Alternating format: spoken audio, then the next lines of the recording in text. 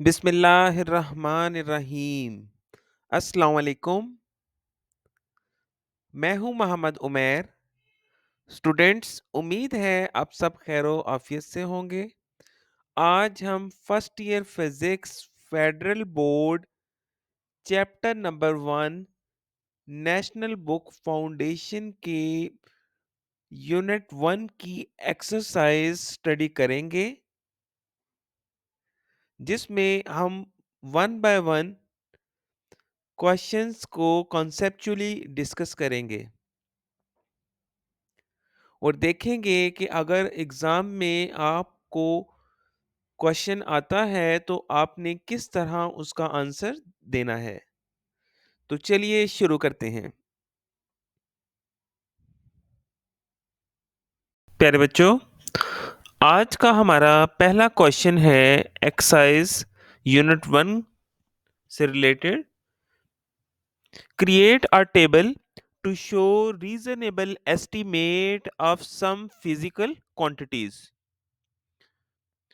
तो बेटा याद रखिएगा, इस तरह का सवाल जब भी आपके एग्जाम में आए तो सबसे पहले आपने 3 कॉलम ड्रा कर लेने हैं।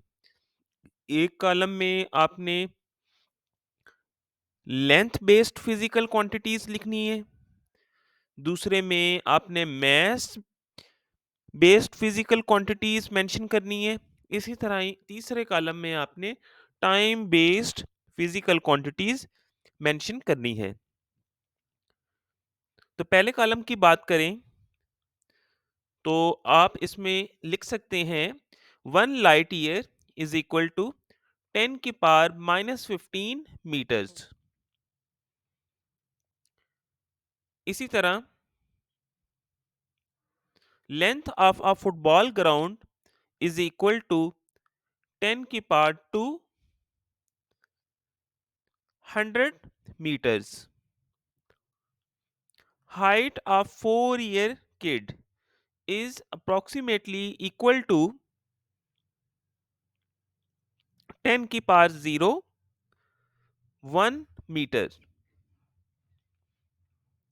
इसी तरह कॉलम 2 पे नजर दौड़ाएं तो mass of a motorcycle is equal to 10 की power 2 kg, approximately 100 kg।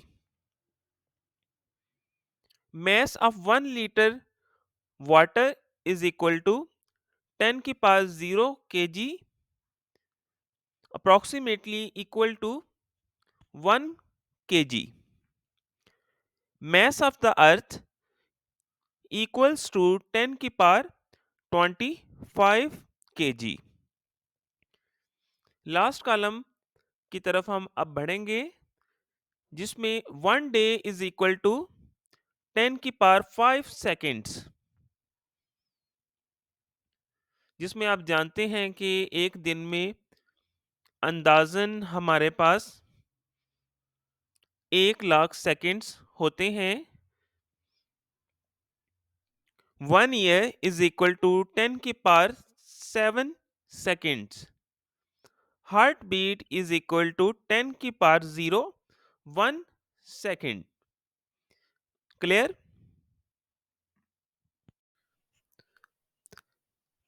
Exercise का क्वेश्चन नंबर 2 है, express the units of the following derived quantities in term of base units. A है force, B work, C power, option D है pressure और last option E है electric charge. तो पूछा गया है कि आपने दर्ज झैल फिजिकल क्वांटिटीज को बेस यूनिट्स की फॉर्म में लिखना है। तो सबसे पहले आपने हेडिंग देनी है units of derived quantities. Force जैसा कि आपको मालूम है मैस और एक्सेलरेशन का प्रोडक्ट है, तो अब हम इसको बेस यूनिट की फॉर्म में लिखेंगे। मैस की यूनिट जैसे कि आपको मालूम है केजी है, इसी तरह एक्सेलरेशन जो कि वेलोसिटी डिवाइडेड बाय टाइम होती है, तो जब हमने इसको बेस यूनिट की फॉर्म में लिखा, तो वेलोसिटी को मज़ीद सिंप्लीफाई करें, तो ये हमारे पास आएगा डिस्टेंस और टाइम। डिस्टेंस की यूनिट है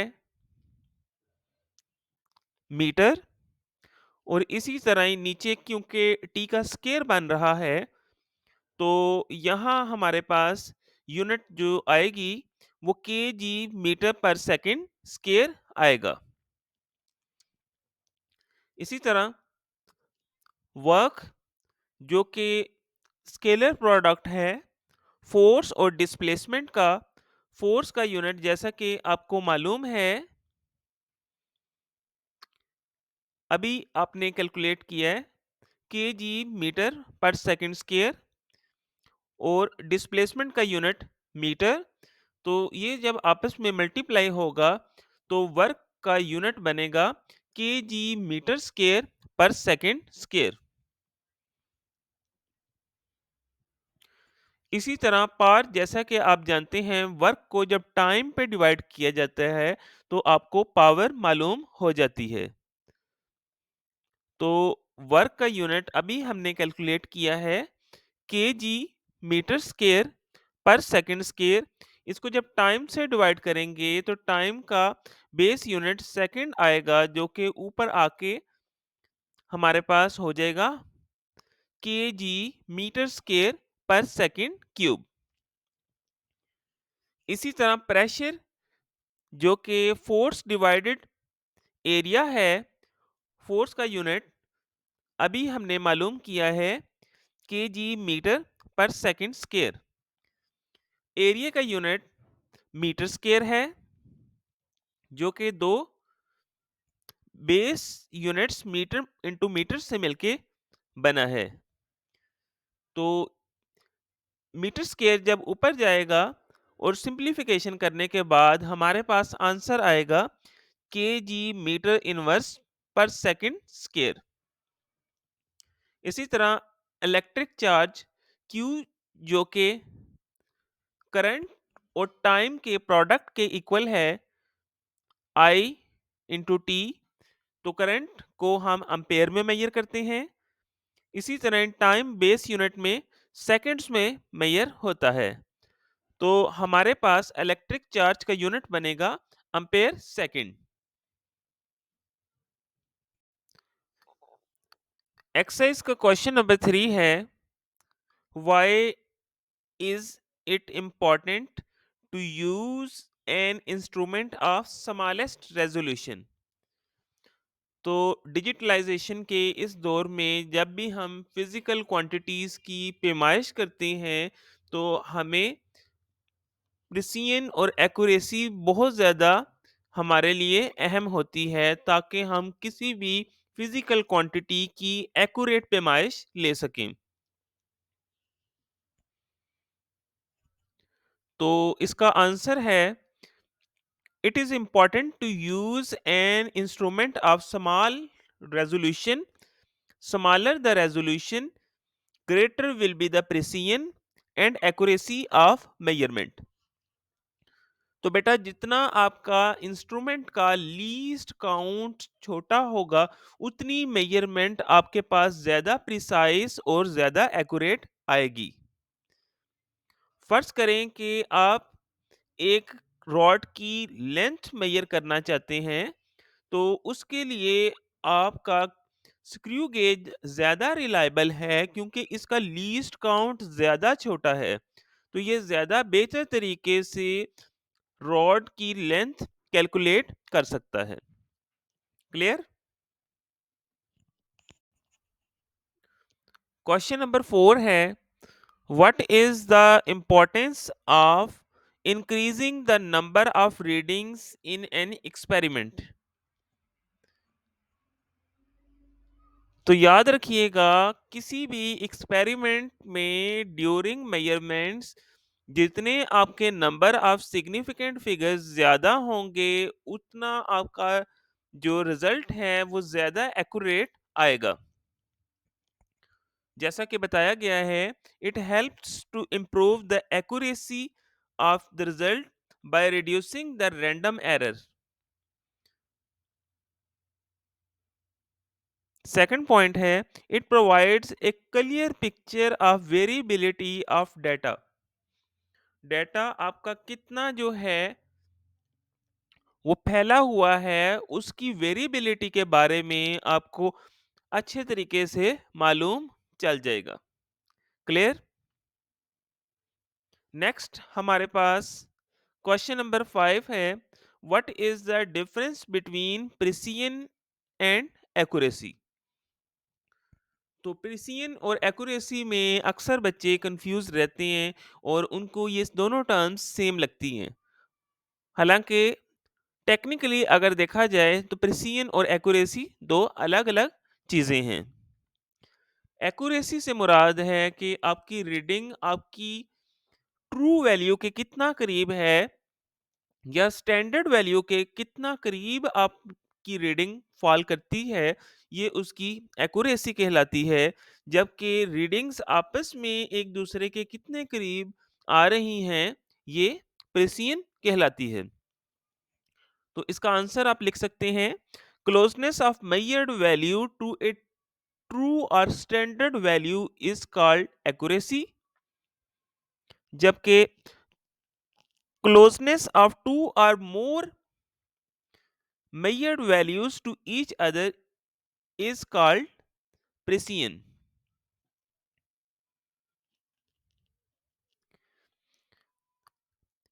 It can be found by single measurement.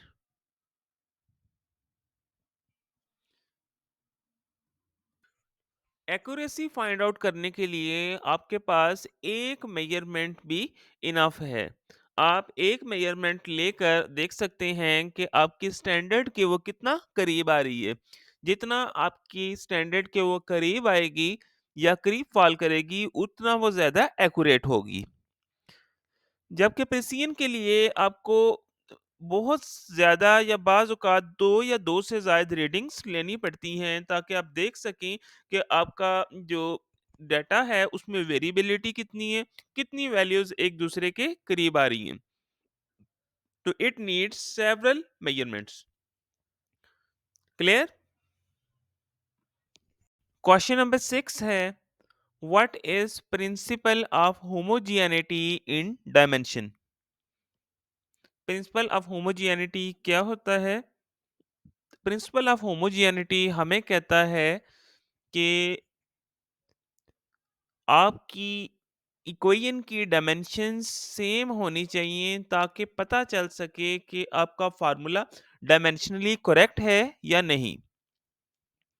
तो इसका आंसर है, in order to check the correctness of an equation we have to show that both sides of the equation have the same dimension.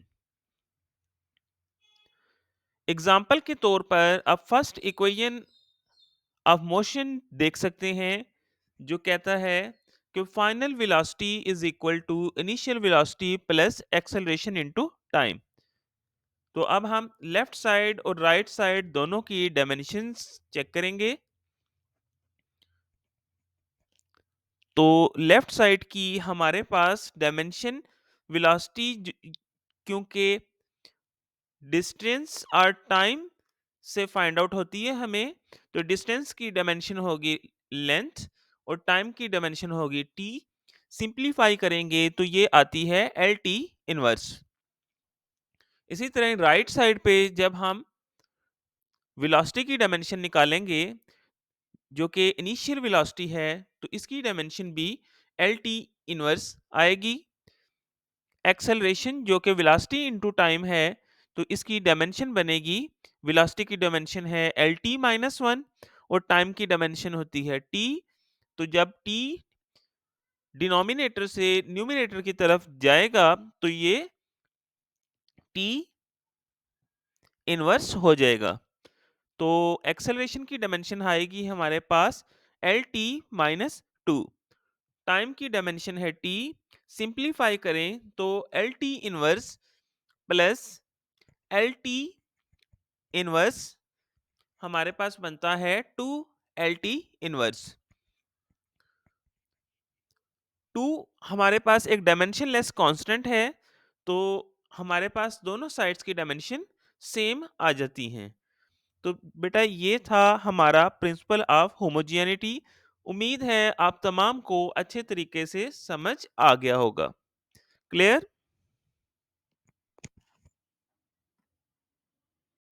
Exercise का question number 7 है, a ball is thrown in air and 5 students individually measure the time to fall down during stopwatch. Time obtained by each student are the following: 6.2 second, 6 second, 6.4 second, 6.1 second, 5.8 second. एक बाल हवा में फेंकी जाती है और 5 students major करते हैं कि वो कितनी देर बाल हवा में रही है। तो अब आपने क्या करना है, what is uncertainty in result. तो आपने अनसर्टेनिटी निकालनी है और निकालना है how to express resulting time. तो आपने टाइम और टाइम की अनसर्टेनिटी, ये दोनों चीजें अब आपने कैलकुलेट करनी है। तो सबसे पहले आप वो वैल्यू जो तमाम स्टूडेंट ने कैलकुलेट की है उसकी एवरेज वैल्यू निकाल लेंगे। क्योंकि यहाँ टाइम है तो हम टाइम की एवरेज निकाल लेंगे।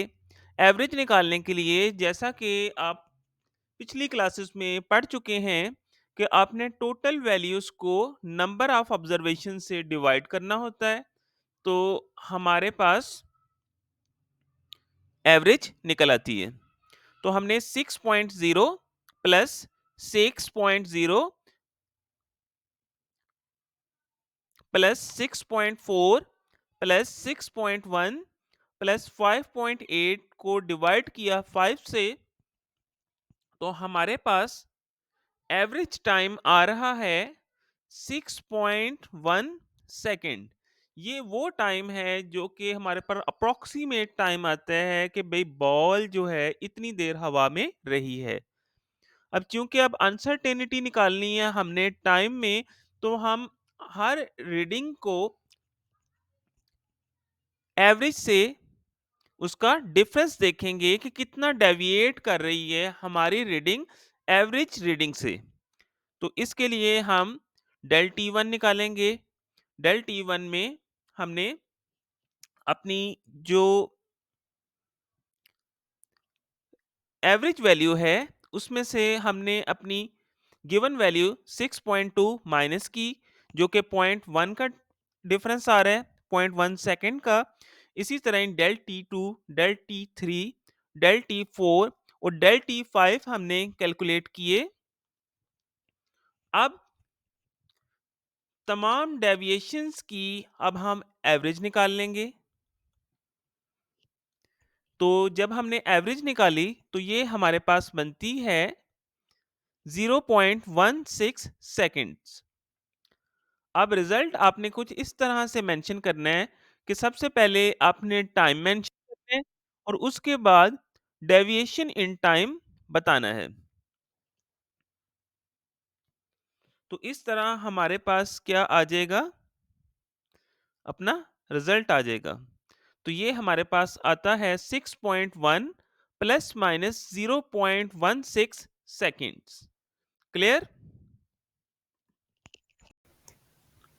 डियर स्टूडेंट्स, आज का हमारा लास्ट क्वेश्चन है, the energy of photon is given by E is equal to H F. Find the dimension of Planck's constant where F is the frequency. तो सबसे पहले हम फार्मूला लिखेंगे। फार्मूले को लिखने के बाद एक बात ज़हन-नशीन रखें कि आपने क्या करना है कि प्लैंक्स कांस्टेंट को की डायमेंशन निकालनी है, तो हम फार्मूले को प्लैंक्स कांस्टेंट की शेप में ले आएंगे। E is equal to H F. जैसा कि आपको मालूम है वर्क और एनर्जी आपस में इंटरकन्वर्टेबल हैं, तो एनर्जी की जगह हम वर्क लिख सकते हैं। वर्क जो कि फोर्स इंटू डिस्प्लेसमेंट है, तो अब हम वर्क की जगह लिखेंगे फोर्स इंटू डिस्प्लेसमेंट इक्वल है प्लांक्स कांस्टेंट और टाइम। अब यहाँ टाइम कैसे आ गया? तो याद रखिएगा बेटा, जैसा कि आप पढ़ चुके हैं कि फ्रीक्वेंसी जो है टाइम पीरियड के इनवर्स होती है। जब हमारे पास टाइम 1 सेकेंड हो तो टाइम पीरियड टाइम के इक्वल आता है। जैसा कि आप जानते हैं कि फ्रीक्वेंसी की डेफिनेशन हमें कहती है कि number of vibration taking place in 1 second. तो हमने यहाँ टाइम की जगह टाइम पीरियड की जगह टाइम पुट कर दिया। तो हमारे पास आता है F into D is equal to H R T. F mass और एक्सेलरेशन का प्रोडक्ट है, तो हमारे पास नेक्स्ट स्टेप बनेगा m into A into D is equal to H R time. तो अब हम इसको प्लांक्स कांस्टेंट की शक्ल में लिखेंगे, तो ये टाइम जो कि नीचे डिनोमिनेटर में डिवाइड हो रहा है, ये दूसरी साइड पर जाके मल्टीप्लाई होगा। तो हमने यहाँ टाइम को मल्टीप्लाई कर दिया। नेक्स्ट स्टेप में मैस एज इट इज आ जाएगा। एक्सेलरेशन जो कि वेलोसिटी इनटू टाइम होती है, तो हम इसको इस शेप में लिख देंगे। आगे d into T is equal to Planck's constant. तो यहाँ टाइम का फैक्टर दोनों साइड्स पे कैंसिल हो जाएगा, डिनोमिनेटर और न्यूमिनेटर में। तो हमारे पास जो इक्वेशन बनेगी वो बनेगी M V into D is equal to Planck's constant. तो यहाँ वेलोसिटी को हम बेस यूनिट्स की फॉर्म में लिखेंगे, तो ये हमारे पास इसका वेलोसिटी का फार्मूला होता है डिस्प्लेसमेंट आर टाइम। तो इसको सिंपलीफाई किया तो हमारे पास आ गया M D square R T. अब मैस की डायमेंशन आपको मालूम है कैपिटल एम में, डिस्प्लेसमेंट को लेंथ में मेजर किया जाता है, तो ये आ गया हमारे पास एल स्केयर। टाइम की डायमेंशन हो गई टी। सिंपलीफाई करने पर हमारे पास प्लांक्स कांस्टेंट की डायमेंशन निकलती है square brackets M L square into T inverse. Clear? तो दोस्तों आज की वीडियो में सिर्फ इतना ही। इस तरह के मजीद इंफॉर्मेटिव वीडियोस देखने के लिए चैनल को लाइक और सब्सक्राइब करना मत भूलिएगा। अल्लाह हाफिज।